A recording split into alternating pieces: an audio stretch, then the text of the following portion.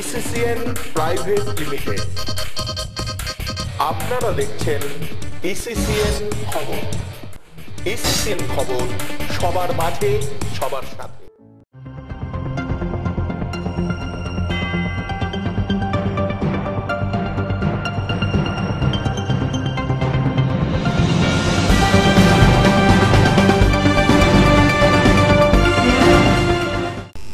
নমস্কার, ইসিসিএন খবরে আপনাদের স্বাগত।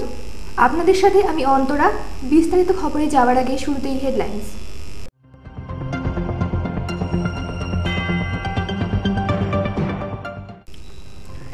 এনআরএস এর পর কোচবিহারে 5টি কুকুর শাবককে পিটিয়ে মারার ঘটনায় প্রতিবাদে সামিল হলো বিভিন্ন সংগঠন।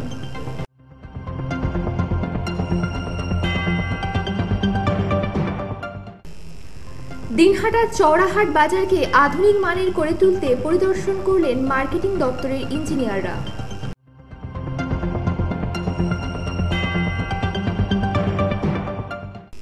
কোচবিহারের ঘোকসাডাঙ্গায় বিপুল পরিমাণ মদ বাজেয়াপ্ত করল পুলিশ।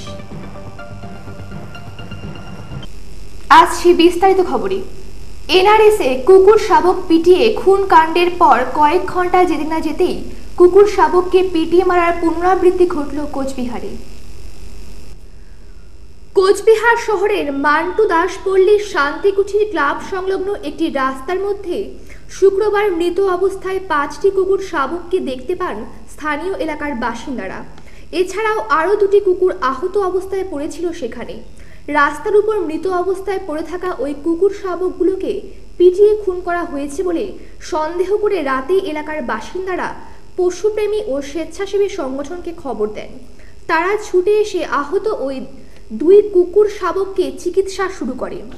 বাকি মৃত কুকুর শাবকদের নিয়ে পুলিশ লাইন সংলগ্ন পশু হাসপাতালে এসে ময়নাতদন্তের দাবি জানাতে শুরু করে। পরে কোতোয়ালি থানার পুলিশ এসে ময়নাতদন্তের আশ্বাস দিয়ে ওই কুকুর শাবকগুলোর মৃতদেহ থানায় নিয়ে যায়। স্বেচ্ছাসেবী সংগঠন ব্লাড ডোনার অর্গানাইজেশন ও প্রতিবাদী নাগরিক মঞ্চের পক্ষ থেকে পশু হসপিটালে গিয়ে ধিক্কার জানানো হয় ও কোতোয়ালি থানাতে অভিযোগ জানানো হয়। স্বেচ্ছাসেবী সংগঠনের সম্পাদক রাজা বৈদ্য ও সভাপতি নরেন্দ্র ভদ্র বলেন, আমরা দোষী ব্যক্তির সর্বোচ্চ শাস্তি দাবি জানাচ্ছি। অবিলম্বে পূর্ণাঙ্গ তদন্ত চাইছি। শনিবার ময়নাতদন্তের পর 5টি শিশু কুকুরগুলিকে কবর দেওয়া হলো কোচবিহার শালবাগানে।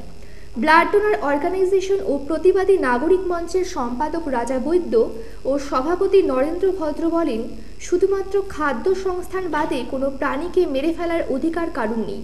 তাই এভাবে প্রাণী হত্যা বন্ধ করতে কঠোর আইন হওয়ার যেমন দাবি জানাবো, তেমনি এই কুকুর শাবকগুলোকে পিটিয়ে খুন করার পিছনে কারা রয়েছে তদন্ত করে তাদের খুঁজে বের করে কঠোর শাস্তির দাবি জানাবো।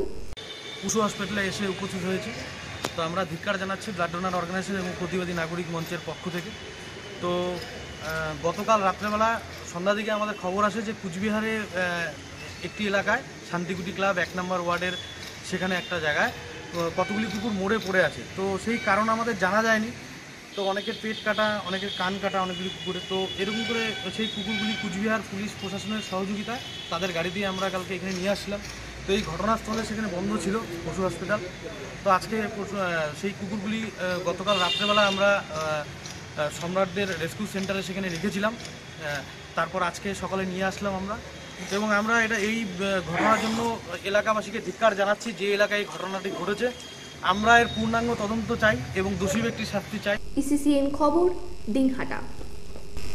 দিনহাটার ব্যবসায়ী প্রাণকেন্দ্র চওড়াহাট বাজারকে আধুনিক মানের বাজার করে তুলতে নানা পরিকল্পনা শুরু করেছে কোচবিহার নিয়ন্ত্রিত বাজার সমিতি।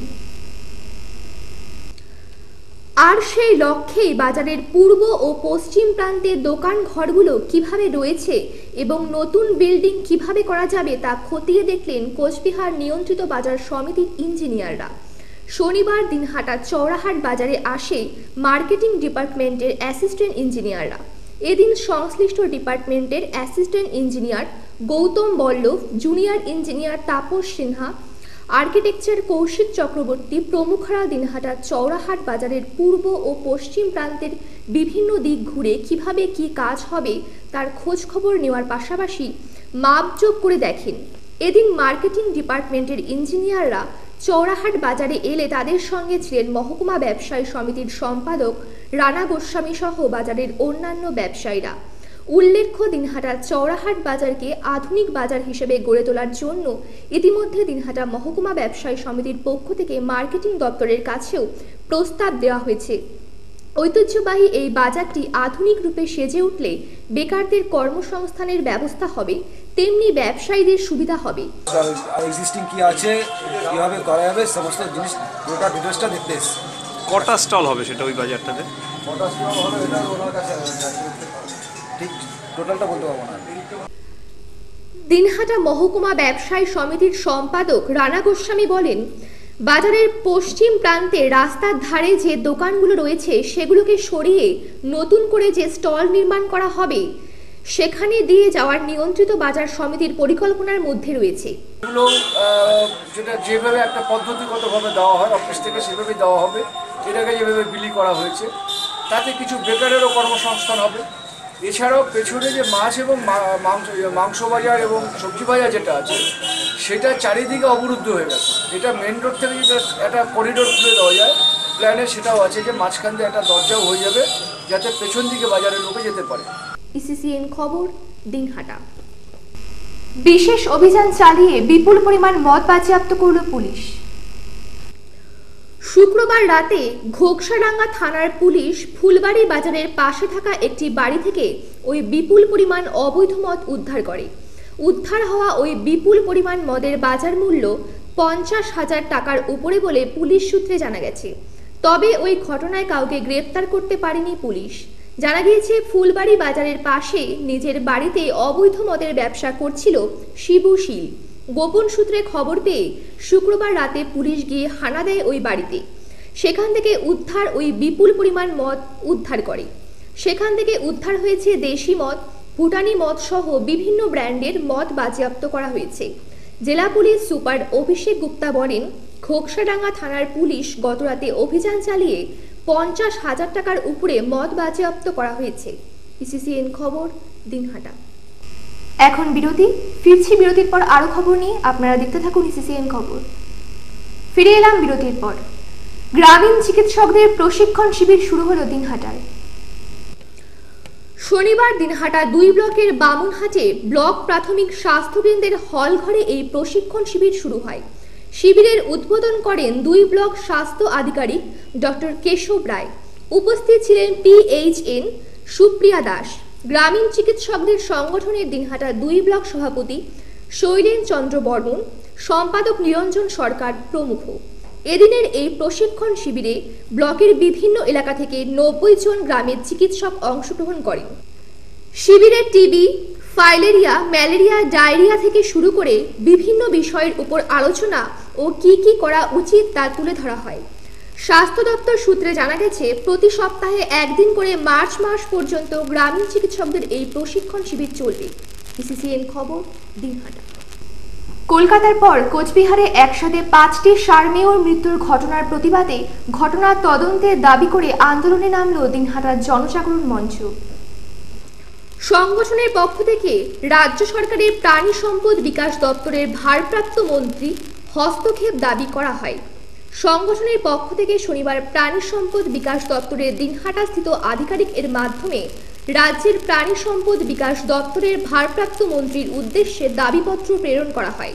সংগঠনের ওই দাবিপত্রে এভাবে একের পর এক সারমেয় মৃত্যুর ঘটনায় উদ্বেগ প্রকাশ করা হয়েছে। সংগঠনের সম্পাদক হিটলার দাস বলেন, যেভাবে কলকাতার NRS-এ একসাথে 16টি কুকুরকে পিটিয়ে হত্যা করা হয়, তারপর কোচবিহারেও 5টি সারমেয়কে মেরে ফেলা হয়েছে, সেই ঘটনার তদন্তের পাশাপাশি পশু হত্যাকারীদের অবিলম্বে খুঁজে বের করে দৃষ্টান্তমূলক শাস্তির দাবি রয়েছে সংশ্লিষ্ট দপ্তরের মন্ত্রীর কাছে। ইসিসিএন খবর, দিনহাটা। ইসিসিএন খবর এখনকার মতন এ পর্যন্তই। আপনারা দেখতে থাকুন ইসিসিএন খবর, সবার মাঝে সবার সাথে।